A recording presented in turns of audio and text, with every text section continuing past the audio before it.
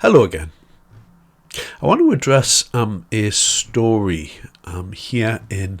I found this online on the Telegraph, and this is an article by a lady called Suella Braverman. She is part of the Tory party, a minister in the last Conservative government, quite high-ranking, and also very political, very stand out with her political beliefs, etc. So Suella Braverman is kind of I would say on the right, certainly centre-right of politics, even a little bit further than that. And I quite like it when politicians become embroiled in really, really silly arguments, as Suella has been embroiled here. Now, there was a podcast, Constant Kissing, and the other lad that he does it with, they had Fraser Nelson on, and this was a week or two ago. I always liked their podcast, but they had him on.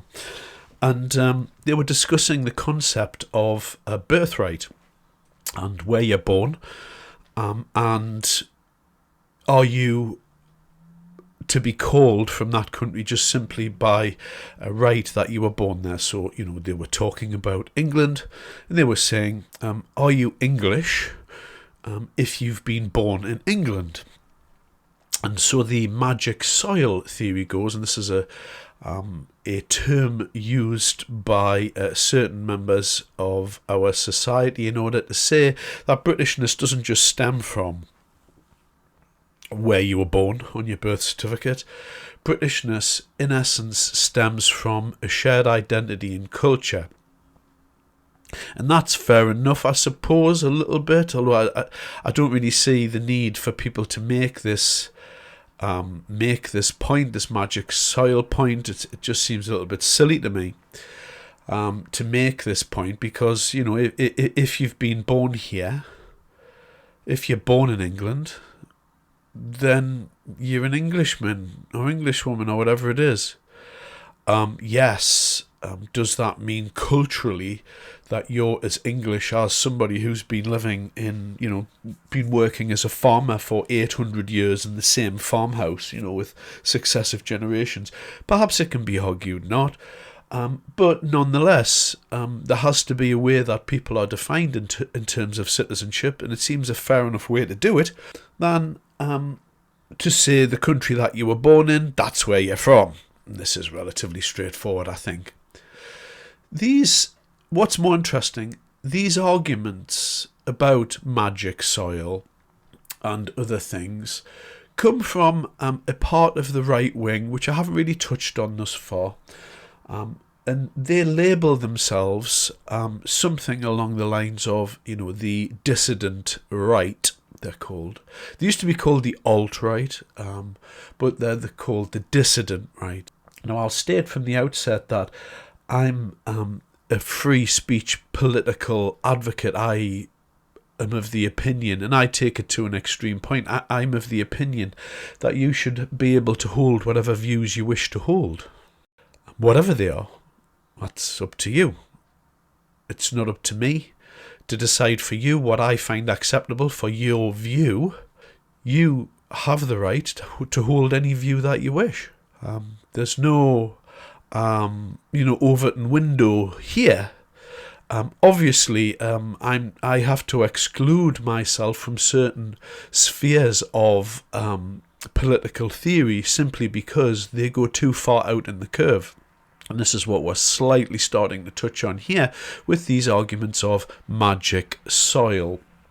Now, whilst I don't find the term magic soil or the debate around it to be offensive in any way, that would be foolish, it does bring into focus how, marginal groups tend to just be in echo chambers, and then what they do, they get a little bit of debate, and then they kind of pour over this teeny tiny little point, like this postage stamp worth of information. And so what is the part of the political spectrum where these thoughts come from, and what's the meaning of them? Well, if you're going to go out further beyond the centre-right of politics, which is where I kind of reside, then you get into slightly more, what could be termed as nationalistic, although that term nationalist has been transposed. A nationalist, when I was growing up, was somebody that believed in the nation state, and I certainly do believe in the nation state.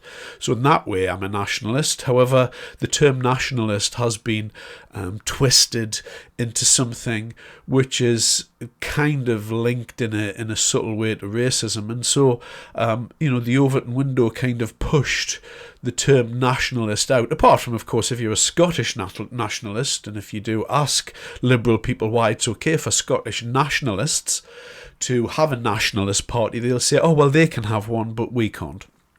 In England, it's just not done. And so there's various twisty ways that this can be interpreted, and it does get quite messy. The way to think of the dissident right, by and large, is if you're on the dissident right. And what is the term dissident? A dissident is in opposition to the official policy of something. That's the official definition of dissident. The dissident right, then, is essentially a collection of marginal right-wing groups that do not fit into mainstream right-wing categories. And so what you will find is stronger beliefs in concepts of nationalism, for instance. You're going to find a little bit of ethno-nationalism and a little bit of racism in there as well. There's a reason why the dissident right is on the right of politics further than centre-right, because centre-right is enough. What do you believe in? Well, conservative values. I believe in a smaller state. I believe in law and order. I believe in protecting borders. I believe in identity, heritage, values, family, striving for a better future, free market capitalism, property ownership. Or this is just all of the main stuff, the main category or the main funnel that funnels you into your belief system. Yes, there are some things on the fringe, some, things, however you wish to debate about the nature of money or the nature of politics, whatever it is, this theoretical stuff. But in general, I'm relatively straightforward, and most people are, that they know that this is what they believe. They're on the right of politics, and essentially they'll just choose a party, aka, am I going to vote Tories or Reform? And this is perfectly normal and mainstream. Not that it's not okay to be not normal and not mainstream, but I'm just saying that most people will fall into these categories. So what type of person falls into the dissident right category? Well, in order to do that, in order to place yourself in that dissident right category, essentially the main ingredient, I've covered a few before, but just to be straight about it, the main ingredient is a level of ethno-nationalism. Now, I'm not going to debate ethno-nationalism here, mainly because it's a silly debate. Having debates and theoretical ways to think of things is fine, but unless it's rooted in truth, unless the theory has a real feel to it, it's not really a debate. It's not worth thinking about because it's not real. There's never going to be, in any situation in this country, a place or a country in the world, if you like, that's just going to have one race of people in it. That's just not going to happen. We live in a globalized world. We live in, a multi-ethnic world. There's a lot of people. People are flowing backwards and forwards. Those days of, the English shires, whatever your feelings on them are, they're gone.